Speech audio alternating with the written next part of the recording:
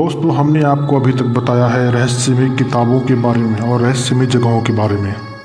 लेकिन दोस्तों, आज हम बताएंगे रहस्यमय इंसानों के बारे में। ऐसे रहस्यमय इंसानों की कहानियां जिन पर बन सकती है धाकड़ मिस्ट्री की फिल्में। तो चलिए हम बात करते हैं इन लोगों के बारे में। रे ग्रीसर। यह घटना है 15 अप्रैल 2005 की।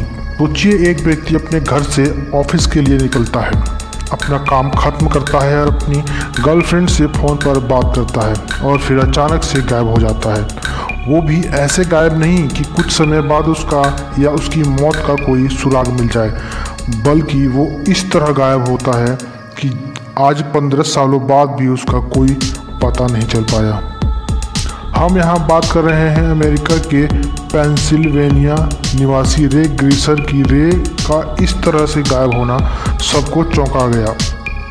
एक अधिवक्ता, एक बेटी का पिता और अच्छी खासी संपत्ति के मालिक रे के गायब होने के अगले दिन उसकी कार और सेल फोन उसके घर से 55 मील दूर एक नदी के किनारे बरामद की गई। कुछ महीनों बाद रे का लैपटॉप तथा हार्ड ड्राइव नदी के किनारे मिला। हार्ड ड्राइव बुरी तरह से नष्ट कर दी गई थी। आमतौर पर खुद में ही व्यस्त रहने वाला रे अपनी मौत के दिन एक अनजान औरत के साथ देखा गया था, जो उसकी गर्लफ्रेंड नहीं थी। जहां उसकी कार बरामद हुई वहीं सिगरेट की राख मिले, जबकि हैरान करने वाली बात यह थी कि रे सिगरेट कभी नहीं पीता था। इन सब के अलावा एक सुराग रे के कंप्यूटर से भी मिला। दरअसल रे की ब्राउजिंग हिस्ट्री में पाया गया कि उसने कई बार सर्च किया था कि हार्ड ड्राइव को कैसे नष्ट किया जाता है। इन सब के बावजूद रे का कुछ पता न चल सका। कुछ मानना है कि रे ने खुद को गायब कर लिया, जिससे वो एक नई जिंदगी शुरू कर सके। वहीं कुछ लोगों का मानते हैं कि रे ने आत्महत्या कर ली। काफ़ी छानबीन के बाद भी जब पुलिस कोई ठोस सबूत ना जुटा सकी तो 2009 में रे को ऑफिशियल मृत घोषित कर दिया गया। आप जब रे के गायब होने की हर कड़ी को जोड़ेंगे तो आपको लगेगा जैसे आप कोई मिस्ट्री फिल्में देख रहे हैं, लेकिन यह एक सच्ची घटना है। ऐसी ही एक और कहानी है ब्रोड्स का घर। इंसान अपने सपनों का घर खरीदने में अपनी आधी जिंदगी बिता देता है। बहुत से लोग तो ऐसे भी हैं जिन्हें अपने जीवन में अपनी छत नसीब ही नहीं होती।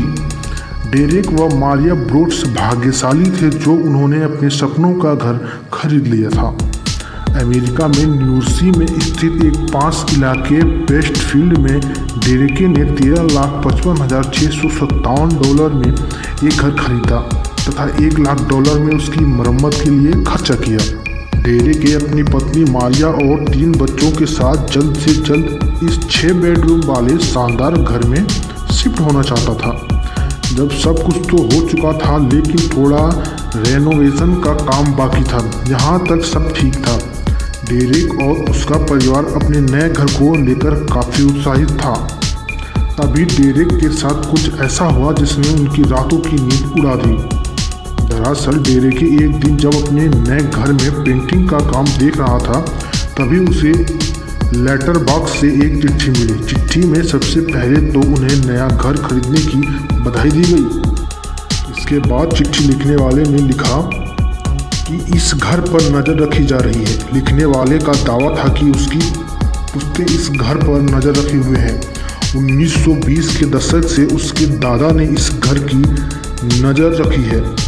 1960 के बाद उसके पिता ने, तथा अब वो इस घर पर नज़र रखे हैं। उसने डेरेक ये भी लिखा था कि वे नहीं जानते कि इस घर की दीवारों में क्या राज दफन है। चिट्ठी लिखने वाले ने अपने नाम की जगह दी वाचर लिखा था। चिट्ठी को लेकर डेरेके ने पुलिस में शिकायत भी की, लेकिन चिट्ठियों का सिलसिला नहीं रुका। अब तो डेरेके को चिट्ठियों में धमकियां मिलने लगी थीं। चिट्ठी लिखने वाला खुद को उनका पड़ोसी बताता था तथा उसे डेरेके और उसके परिवार से जुड़ी हर छोटी बड़ी जानकारी का पता रहता था।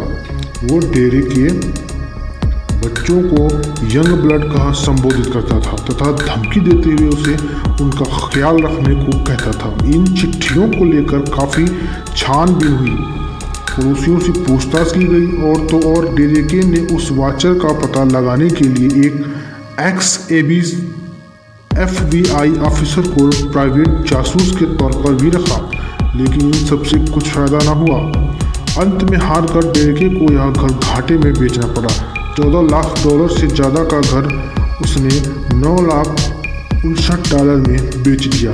2016 में आई एक हॉरर मिस्ट्री फिल्म दी वॉचर इसी कहानी से प्रेरित है। फिल्म में एक शख्स जो खुद का नाम दी रावेन बताता है, वह भी इसी तरह घर के मालिक को खत लिखता है।